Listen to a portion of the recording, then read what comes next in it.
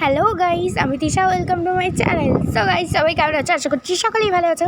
আর আজকে আমি ডাব মাখা বানাচ্ছি। সো ডাব মাখাটা আগে শিলটা বেটে ভালো করে একটু ধুয়ে নিলাম। মা আদা রসুন বেটে একদম অবস্থা খারাপ হয়ে গেছে। সো দেখতেই পাচ্ছ, এখন আমি ধুয়ে নিচ্ছি ভালো করে। তারপরে দেখতে থাকো কীরকম কী হচ্ছে, কীভাবে কী বানাচ্ছি ডাব মাখাটা।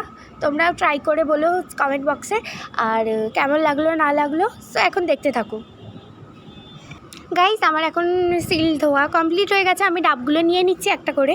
এবার নিয়ে ওটাকে ভালো করে থেতো করতে হবে। যাই হোক, থেতো করে এখন থেতো করছি। এইভাবে সব কটাকে ভালো করে একদম থেতো করে নেবো। আর ওর রসটা যেটা বেরোবে তোমাদেরকে দেখাচ্ছি এখন। এইভাবে আমি এই সব ডাবগুলোকে ভালো করে থেতো করে নিলাম। গাইস, তোমরা কিন্তু দেখতেই পাচ্ছ এখন সন্ধে হয়ে গেছে। এবারে আমি ভাতে খাওয়া লেবু দিচ্ছি। লেবুটাকে ভালো করে একদম নিংড়ে নিয়ে ভালো করে দিয়ে দিতে হবে। লেবু দেওয়া হয়ে গেল। তো এবারে এটা ভালো করে মাখিয়ে নিলাম।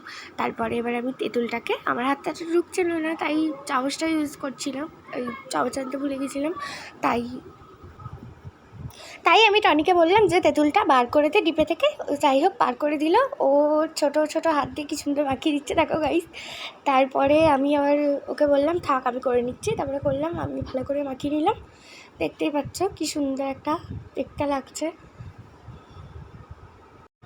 মোটামুটি অনেকক্ষণ ধরে এটা মাখাতে হবে। যাই হোক, মাখিয়ে নিচ্ছি এখন।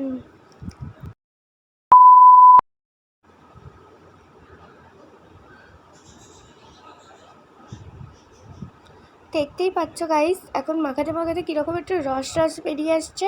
ওটা হচ্ছে ডাবটার, যেটা হচ্ছে যে জলটা হয় না, সেটা গায়েতেও থাকে। যাই হোক, ওটাই হচ্ছে ডাবে পাওয়া যায়, নারকেলে কখনো ওটা পাওয়া যায় না। নারকেলটাতে একটু শুকনো হয়ে যায়।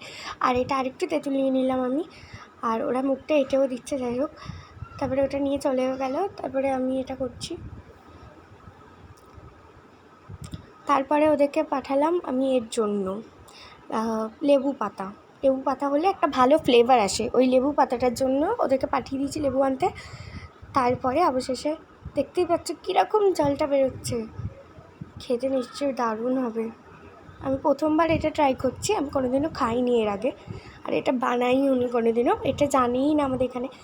যাই হোক গাইস, এবার দিয়ে দিলাম আরেকটু লেবু। মনে হচ্ছে লেবুটা কম লাগছে। ভালো করে চটকে একদম মাখিয়ে নিচ্ছি। তারপরে এবারে আসল জিনিসটা আনছে, লেবু পাতা এনে নিয়েছে। আর ওটাকে ভালো করে মাখাতে হবে যাতে ফ্লেভারটা দারুণ আসে। এটাকেও ভালো করে মাখিয়ে প্রচণ্ড মাখাতে হবে, হাত পা কী বলো।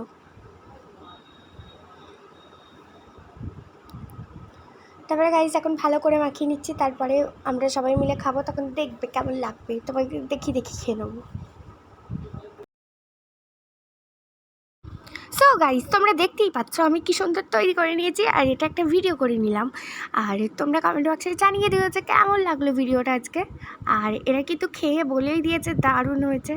আর কি বলবো, আমিও খেয়েছি, ভালোই লেগেছে। যারা এখনও পর্যন্ত ভিডিওটা দেখছো, প্লিজ সাবস্ক্রাইব করে দাও। আর ফেসবুকের চ্যানেলটাকে লাইক করতে ভুলো না গাইস। সো গাইস, এখন টাটা।